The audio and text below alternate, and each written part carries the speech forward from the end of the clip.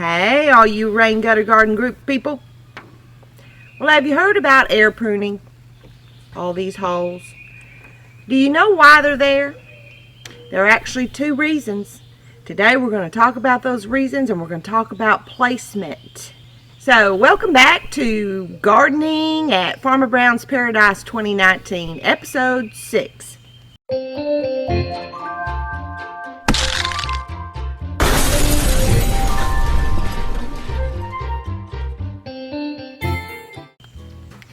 So what is air pruning?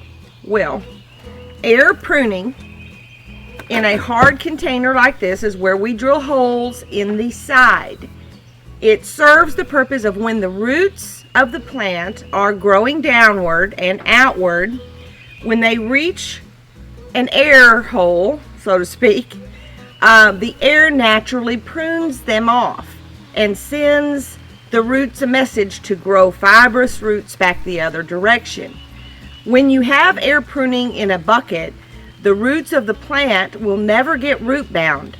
Have you bought a small plant in a plastic container at a nursery before and pulled it out and it's just all of the roots are wound around the pot really tight? Well, that is root bound, and the purpose of air pruning is to keep your plants from doing that. Another thing I wanted to mention, these net cups that we use in the bottom of our containers that sit on the gutter, they act as the wick. Well, they're also terrific to seed start plants in for the same reason, because they have all these tiny little holes in them and the plants never get root bound. This is a group of French marigolds, Naughty Marietta. I thought that was a cool name and a good color. French marigolds are the kind you want to plant as a companion plant, or the wild Mexican marigold. Anyway, if you look at the bottom of the net cup here, I'm going to come closer. If you look at the bottom of the roots, you'll see that they are not conforming to a shape of the pot. They're just growing straight downward and all around the sides. So with air pruning, it keeps your roots from getting root bound in a hard plastic container. Now, what is the other purpose of air pruning? Well, it's actually for evaporation. You see, when you have that net cup in the bottom of your container, instructions on how to fill that, I've done like, I don't know, 4 times at least in videos, so I will link that. But I just want to give us basic explanation. When your net cup is in the bottom sitting in that water, it acts as the wick. The bottom 3 to 4 inches of a bucket like this, a 5-gallon bucket, is going to stay saturated, very wet. As it goes upward, it decreases in moisture. 1 3-inch net cup will wick outward 12 inches in all directions, and it will wick upward about 1 foot. Okay, well, as it climbs in wickingness, the moisture level drops. So this bucket is 15 inches tall. When we leave an inch of room in the bucket for mulch, by the time we move the potting mix aside and we plant, we've got those plants' roots down there at about that 12-inch line where the moisture level is there. Okay, in this bucket, got the net cup. We also drill some small perimeter holes because we get a ton of rain here. You might be able to tell by our skies, we're expecting more rain anytime, any moment. Then in the sides, rather than using the huge hole saw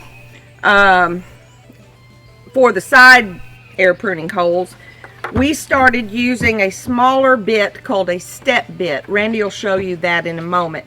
The biggest step bit size I could find, I think, was 1 3/8. That's fine. We just drilled more holes. Now you'll notice we've got the first set of holes right at about the 3.5-inch mark. That's crossing over a little bit into the saturation zone and a little bit above it. Then we've got 2 more sets of holes above that, but not really going above the 12 inches. Anything above the 12 inches in this kind of 5-gallon bucket is going to be dry mix. So what do you do if you have different size containers? Okay, well, let's talk about the evaporation part of it.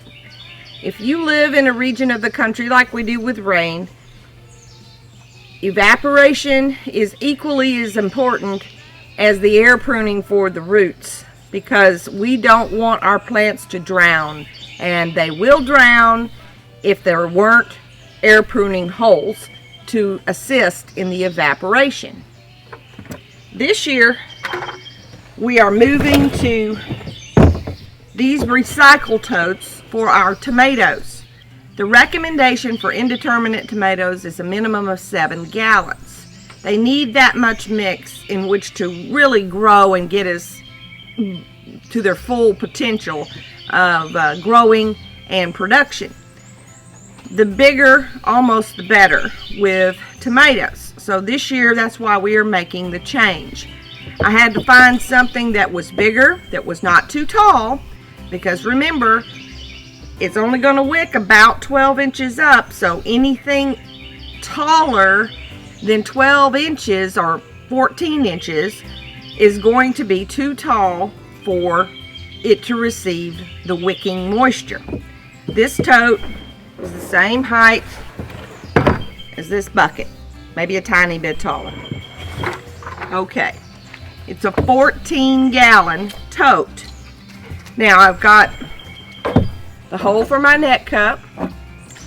We only did 4 drain holes in the bottom. The reason is because last year we built covers over all the gutters where I grow the tomatoes. So the rain doesn't really get to the tomato containers anymore unless we have a sideways rain, which is kind of rare. Now in a container this size, I'm really not worried about the tomato roots becoming root bound. There is plenty of mix in this container for the roots to grow and thrive for the 5-6 months of our season. But I am worried about evaporation.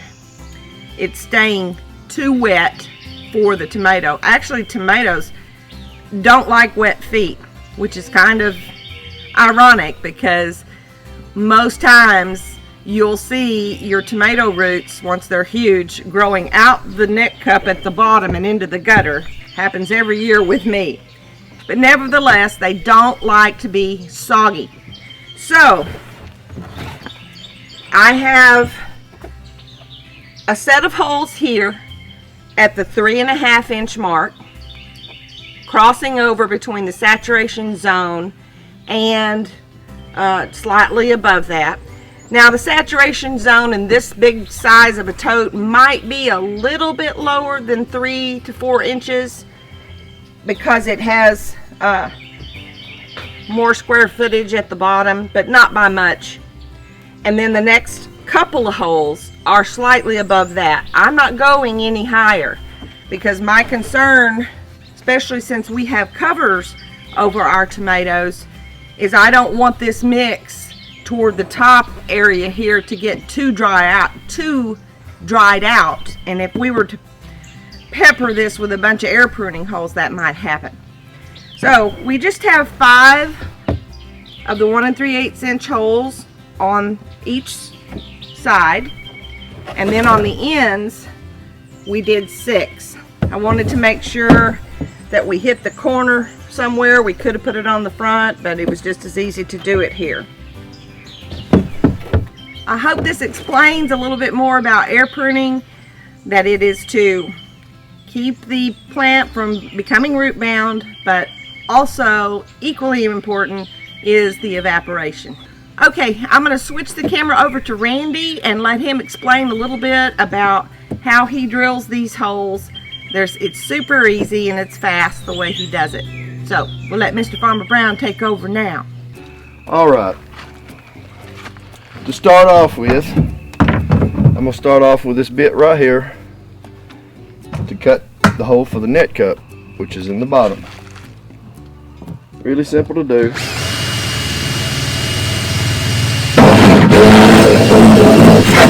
Very simple. Gotta have your chuck tight. Gotta have your what? Chuck tight. Got a 1/2 inch bit here for the drain. And I put one in each corner.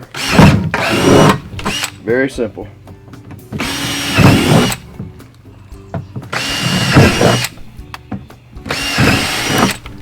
Okay, now the bottom is done.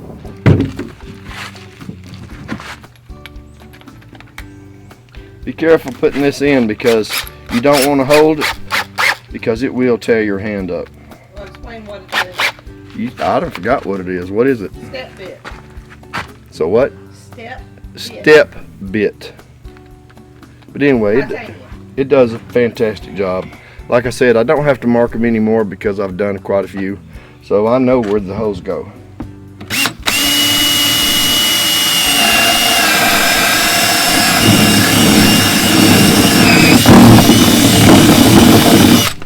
Would highly suggest wearing safety glasses.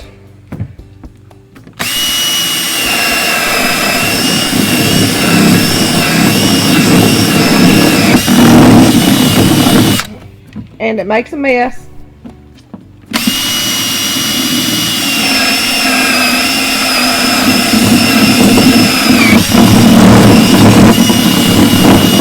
Yes, it makes a mess. That's why I have a tarp down.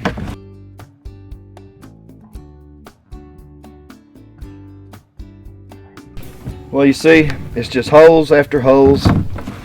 I did the side. I will show you how I do the end.